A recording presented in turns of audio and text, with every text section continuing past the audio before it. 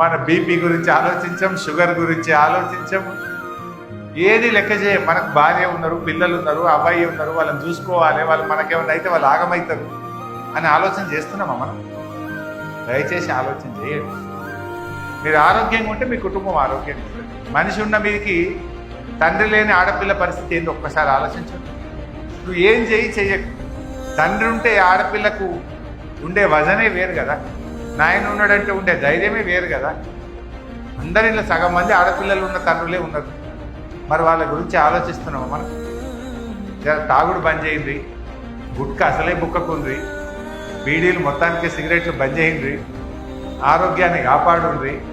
రోజుకు ఇంత చెమట ఒక పావు షేర్ అంతా చెమట బయటకు వెళ్ళేటట్టు చూడు.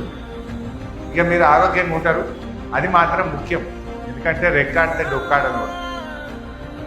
రోజు కష్టాన్ని నమ్ముకున్న వాళ్ళు మీరు. ఏదన్నా ఆరోగ్యం కింది మీద అయితే మొత్తం కుటుంబమే కింది మీద. ఇవాళ రేపు ఆ దరిద్రం క్యాన్సర్ రోగాలు మోపోయినాయి. ఆ రోగాలు వస్తే లేని తిప్పలేదు. అటువంటి రోగం అది ఎందుకు వస్తుందో తెలియదు, కానీ అది వస్తే ఇల్లు గుల్లా మొత్తం కుటుంబం ఆగమవుతుంది.